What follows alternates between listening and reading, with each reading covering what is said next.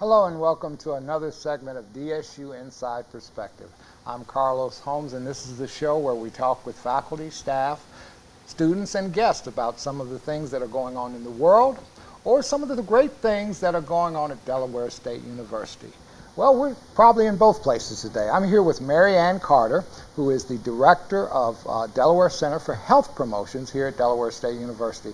Marianne, welcome to the show. Thank you, Carlos. I'm glad to be here. Well, before we get into the topic, because we're talking about the prevention of heart disease today, but what is Delaware Center for Health Promotions? Well, Delaware Center for Health Promotion, the idea is to encourage people throughout the state to adopt healthier habits, because so many of our chronic illnesses like type 2 diabetes and heart disease are preventable based on our habits.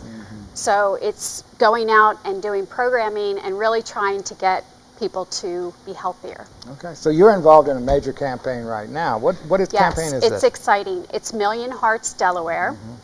And it is working again with all of the residents of Delaware to try to get them to know if they're at risk for a heart attack or a stroke, to know what their numbers are, like their blood pressure and so forth, to get connected with health care if they need to, and to adopt healthier habits. How did this campaign get started?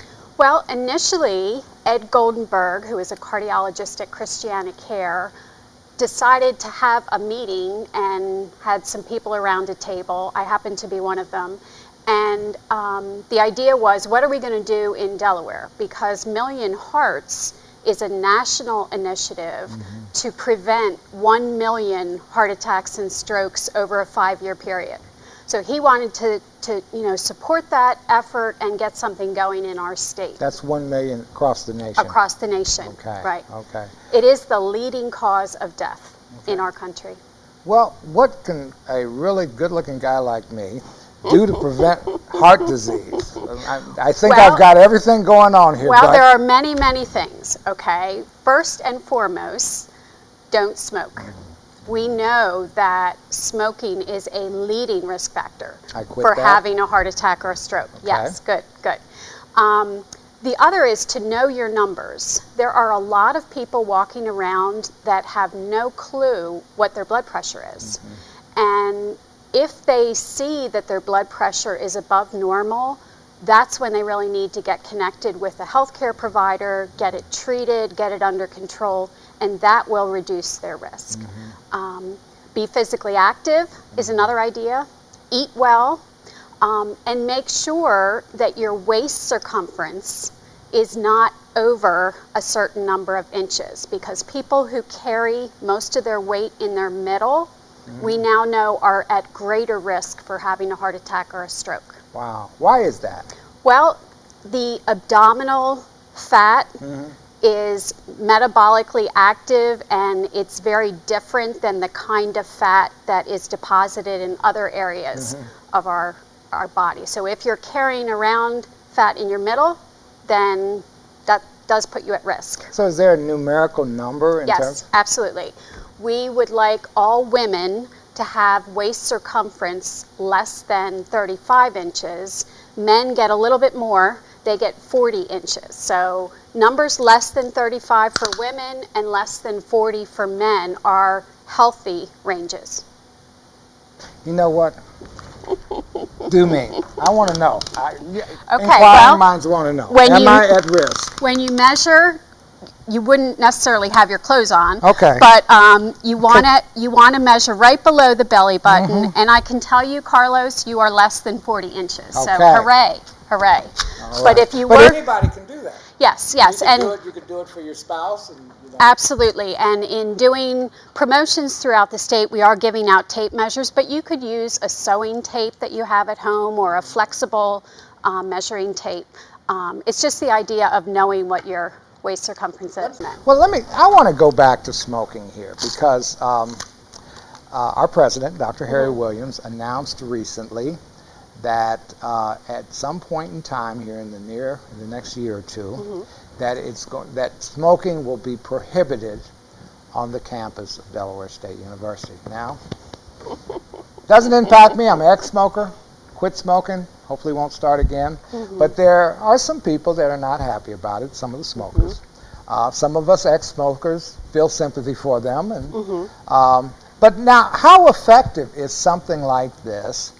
We understand that this takes away the secondary smoke risk to people breathing in other people's smoke. Absolutely. Secondhand smoke is dangerous, and just breathing in other people's smoke can cause problems down the road. So that's a positive. Okay, but how effective, as I call it, the noose is closing on where people can smoke? Okay, you used to be able to smoke anywhere. Right. You used to be able to smoke in the workplace. Took that away.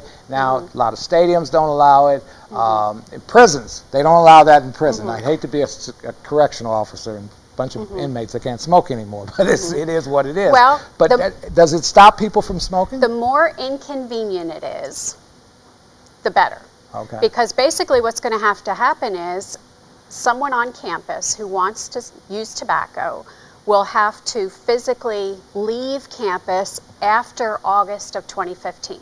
We're gradually, I was involved in the policy, we're gradually going to phase it in. So as of January of this coming year, 2015, we'll have only certain designated areas.